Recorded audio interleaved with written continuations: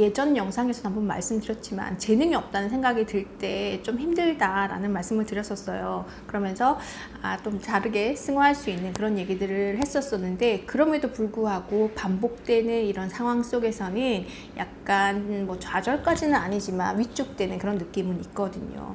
요 근래에 이제 글에 대한 관심을 가지면서 글을 쓰고 있는데, 이게 주위에 다른 분들은 막 성장하는 것들이 막 보이기 시작하는 거죠. 근데 저는 늘 계속 그 자리에 있는 것 같은데, 다른 분들은 이렇게 바로 이렇게 성장하는 게 보이고, 그러면서도 굉장히 칭찬하고 되게 이렇게 격려 말씀을 드리는데, 그러면서도 한편으로는 그 뭐랄까 부럽다라는 걸 넘어서서 약간 나는 왜 안 되지? 라는 그런 생각이 들더라고요. 그러면서 이제 다시 생각을 해봤더니, 제가 언제나 뭔가를 시작할 때는 그랬던 것 같아요. 늘 주위에 저보다 잘하는 사람이 있었거든요. 그러면서 그런 사람들이 늘 부러웠었어요.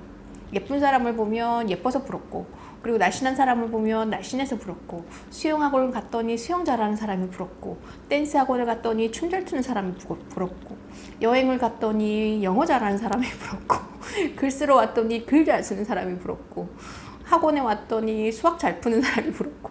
그러니까 이렇게 저렇게 따지면 세상에는 부러운 사람들이 너무 많은 거예요. 그리고 그럼에도 불구하고 이렇게 마음을 추스리면서 지나고 있는데, 오늘 뉴스 기사에 그게 나왔더라고요. 요즘 오은영 선생님이 그 금쪽 같은 내 새끼인가? 그 아이들만 해주는 게 아니라 성인들 대상으로 이런 심리 치료라고 해야 되나? 이렇게 심리 상담 같은 걸 해주시는데, 그게 제가 방송을 직접 보진 않았지만 거기 기사로 만들어놔서 저는 그걸 확인했었거든요. 그래서 사람은 포도송이랑 같아서 어떤 부분은 정말 알맹이가 굵고 튼실한 부분이 있는 반면, 어떤 부분은 제대로 열리지도 않고, 아니면은 자랐는데 뭐 쭈글쭈글하거나 버려야 되는 그런 안 좋은 부분도 있고 그렇다는 거죠. 그러니까 포도 한 송이에는 그런 것들이 다 있어서 한 송이를 이루는 건데, 그걸 하나하나 뜯어서 분석을 해보면 사람이 아니라는 거죠. 그래서 그 얘기를 듣는데 이게 확 와닿더라고요. 그래서 내가 지금 가지지 못한 모습에 불만을 느낀다고 해서 그걸 다 덜어낸다고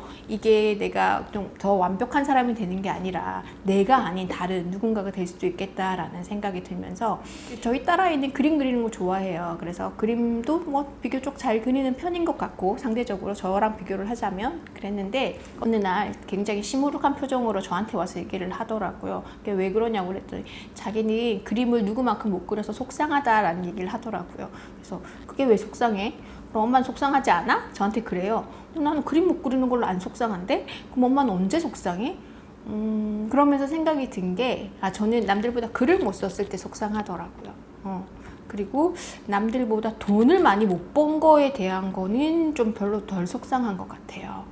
그래서 내 가치를 어디에 두느냐에 따라서 이게 다른 것 같거든요. 저희 딸아이는 글하고는 전혀 상관없이 그게 뭐 어때서 라고 할 수 있는 건데, 자기가 관심 있는 그림에 있어서만큼은 욕심을 내는 만큼, 저 역시도 제가 글에 욕심이 있는데 제 역량이 안 돼서, 혹은 아직 노력이 덜 돼서 그게 부러운 거다 라는 생각이 들면서, 예전에 광고 카피 중에 그런 게 있었어요. 부러우면 지는 거다 라는 말이 있었는데, 저는 오늘 그런 생각이 들더라고요. 부러운 건 가능성이다 라는 그런 생각이 들더라고요. 내가 부럽다는 건 하고 싶다는 거고, 할 수 있는 여력이 나한테 있는 거다 라는 뜻이 아닐까라는 생각이 들면서, 내가 그동안 부러워했던 그 많은 것들, 그래서 한켠으로 미뤄뒀던 것들을 다시 조금씩 꺼내볼까? 물론 다 할 수는 없겠지만 그 중에서 뭐 좀 못하더라도 괜찮으니까 시도를 해보면 좋겠다라는 생각이 들어서 그거에 대한 말씀을 드렸습니다.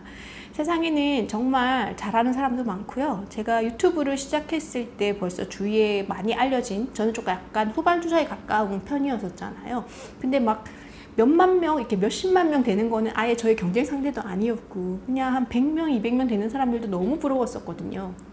근데 제가 이제 1년 정도 하고 나니까 이제 한 500명 넘고 700명 가까이 이렇게 되고 나니 또 누군가는 저를 부러워하고 있더라고요.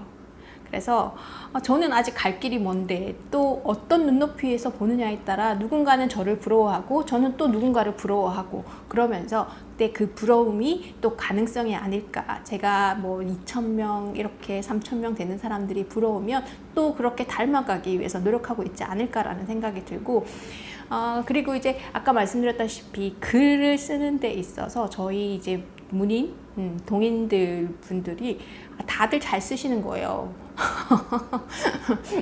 물론 관점에 따라 다르긴 하지만 제가 생각했을 때 객관적인 것도 있고 약간 주관적인 것도 있지만 객관적으로 봤을 때 저는 문학적 소양은 좀 부족하거든요. 이게 어쩔 수 없는 이과생들의 특징이기도 한데 그러면서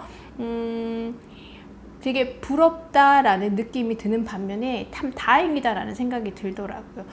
나보다 다 뛰어난 사람들이니까 내가 배워갈 게 있는 거잖아요. 그러지 않고 내가 제일 잘난 사람이라면 뭐 저희 이제 더 이상 발전할 게 없지만 일단 제가 제일 아래 단계니까 올라갈 길만 남아있지 않나 그렇게 생각을 전환하려고 합니다. 그래서 여러분들도 보시면 지금 유튜브를 시작할까 말까 운동을 시작할까 말까 라고 하면 너무 높은 이상을 두지 마시고요. 나보다 조금 나은 사람 나보다 조금 더 나은 사람, 그 사람을 부러워하면 거기까지 도달할 수 있지 않을까 생각이 들고요.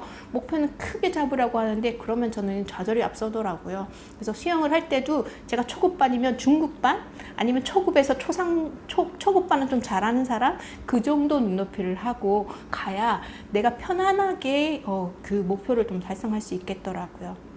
지금 저희는 100m 달리기를 하는 게 아니잖아요. 긴 인생을 가지고 하다 보니까 물론 아까 말씀드렸다시피 저는 글 잘 쓰고 싶긴 하지만 지금 현재로서 내가 가진 건 요만큼인데 내가 이런 부러운 마음을 가지면서 노력까지 더해진다면 어느 순간 그 결승 지점에서는 또 다른 모습을 보일 수 있지 않을까라는 희망적인 메시지를 저한테 전하면서 이 기운을 여러분들께도 전달드립니다.